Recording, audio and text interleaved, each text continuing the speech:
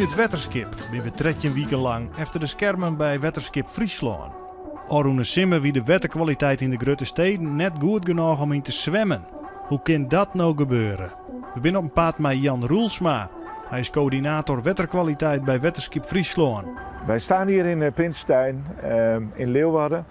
We staan hier omdat dit een van de trajecten is waar zwemtrajecten, de City Swims van Maarten van der Weijden, plaats zou hebben gevonden. Ik zeg plaats hebben gevonden, want het is niet doorgegaan vanwege te veel bacteriën in het water. En dat is ook de reden dat we hier eventjes komen kijken en monsters hebben genomen om even een hoogte van de situatie te gaan nemen. Ik ben veldwerker voor het laboratorium, voor het Wetterskip. Ja. En ik neem monsters door heel Friesland en voor de werkkwaliteit. Ja. Net elke niet snapt waarom die wetterkwaliteit zo hut achteruitgang is. Ik vind het een beetje apart dat het zo op het einde bekend is. Dat is zoiets meer volgens mij van tevoren. Ja. Ja. Nou, ik weet net wat normale concentraties binnen en hoe dat in het verloop van het hier is en hoe dat in verhouding zit tot de warmte. Daar heb ik geen idee hoe eigenlijk. Wat we hier in Gracht hebben gezien, van waarom was het toen nou zo vies, waarom had zoveel E. coli bacteriën hier. En het had toch mee te maken met een combinatie van, we hadden een droge zomer, dus we hadden weinig water ingelaten, niet doorgespoeld, dus het water stond lang stil. Toen ging het op een gegeven moment regenen. We hebben op een gegeven moment dan te maken met als het regent dat vuil van het land het water ingaat.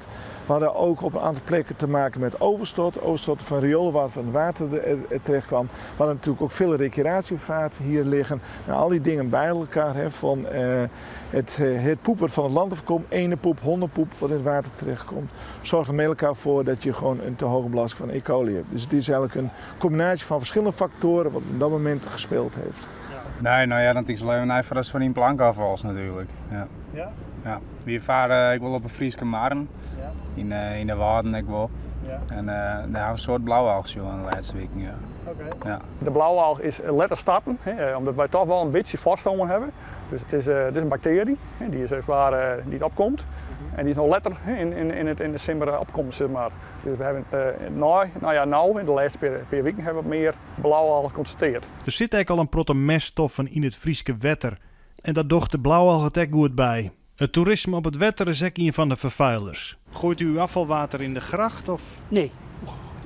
Ik heb een tank, die kan ik trennen. En dan loop ik met zo'n kastje weg.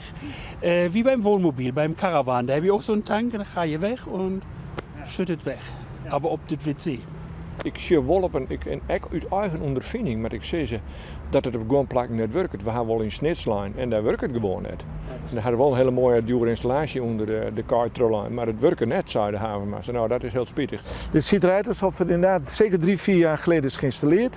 En hij ziet er nog vrij picobello uit. Je kunt ook zien, hij zit op slot. De jachthavenhouder die heeft dat sleutel. Mensen kunnen er gebruik van maken die hier in Gimmert liggen.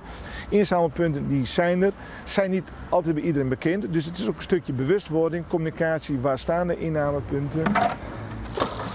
Daarna dan ook even een check-up voor de blauwalg, voor de cyanogehalte. Om te zien of dat ook toelaatbaar is. Want ja, dat is ook natuurlijk een factor. Er is ziek van werk in, braken, huidirritatie. Dus dat nemen we ook mooi.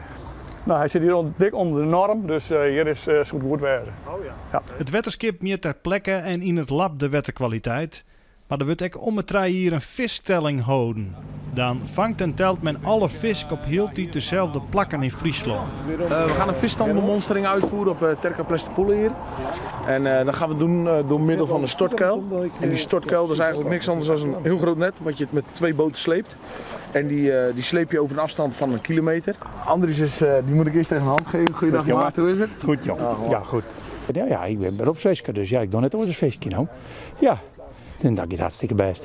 En je wil het ook gewoon zelf wegwitten of zo? Ja, maar dat is voor u hartstikke mooi om dat te weten. Nou, wat zit er en kunnen wij wat uitbreiden in 10 of 2 jaar? Nou, daar gaat het wel een beetje om. Nou. Het vangen van de vis gebeurt bij nacht, want dat werkt het beste. Maar jullie zijn veel 's nachts bezig dan? Of, Nou, met name op de grote meren, het heldere meren. Dat heeft 2 redenen. 's Nachts laat de vis zich sowieso makkelijker vangen. Ja. En je hebt overdag vissoorten die hoog in het water leven en vissoorten die aan de bodem leven. En 's nachts, met name op de wat diepere water, krijg je meer menging. Ze zijn nu bezig met een trek op 10 meter breed. Er zit een groot sleepnet achter. 10 meter breed, een trek van 1 kilometer lang, precies 1 hectare. Wetenschap Friesland die laat zijn onderzoek uitvoeren omdat wij door middel van een visstandonderzoek willen wij zicht hebben op de waterkwaliteit. De vissen zegt iets over de waterkwaliteit. Het aantal vissen, maar ook de samenstelling van de vissensoorten en ook de conditie van de vis zegt ons iets over de waterkwaliteit. De specialiteit van het huis. Ja, zeker. Kijk, de snoekbaas. En die is 80 centimeter. Kijk eens wat een mooie gezonde vis. Daar doen we het voor, hè? Hapzee, zwemming hoor. Brasem 27, kool 26, brasem 27, brasem 30, 29 en een bankvoering van 20, brasem 48, 49, 37. Nou, mijn eerste indruk in wat we vanavond hebben gezien is vooral brasem, veel brasem. Het zegt ook dat dit een behoorlijk brasem gedomineerd systeem is. Het kan betekenen dat de meststoffen hier nog hoog zijn of zijn geweest, waardoor op een gegeven moment toch veel brasem kunnen ontwikkelen. En brasem is die grijpt goed in een troebel systeem. Houtsysteem ook troebel, van woelt veel in de bodem. Dan krijg je op een gegeven moment opnieuw troebeling vanwege die bodemwoeling. Dus de voorzichtige conclusie is dat dit nog een vrij troebel systeem is en nog niet helemaal tot een goed ecologisch herstel is gekomen. Andries, ik ben trots op je hoor. Waar die meststoffen in het water komen, heel hut zijn wordt er in Nederland voor elke inwoner 4400 kilo stront op het loon smieten. Dat is in totaal 76 miljard kilo. Wij als boer moeten steeds strenger normen voldoen vanwege de mestwet in Nederland. En daarom is het voor ons verschrikkelijk van belang dat we die meststoffen, die nutriënten en mineralen op het land houden.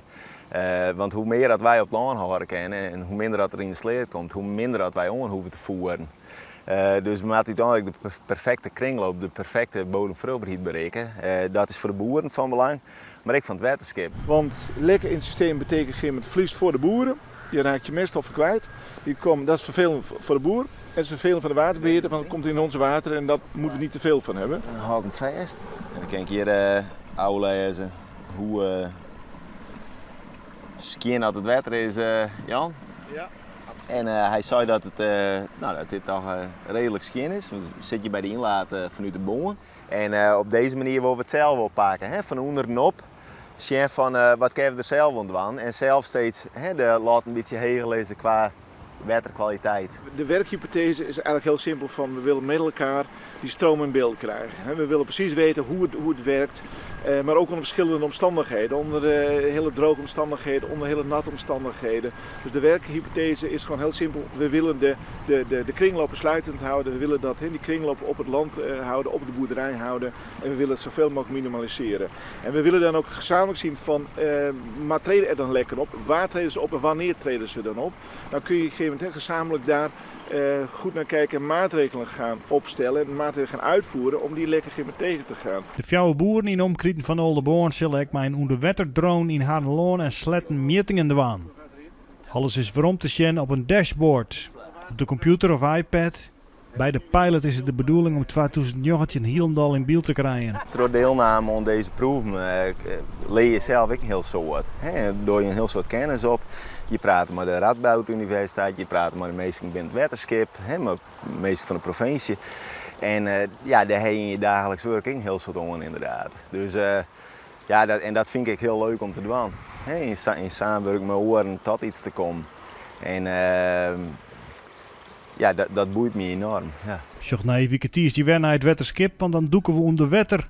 En zorgen we hoeveel vis er van zee in uw sletten de lonen komen. Dit is al 3 doornen stekelbaas. Je krijgt er reken maar een liefst 12 miljoen per jaar komen hier van binnen.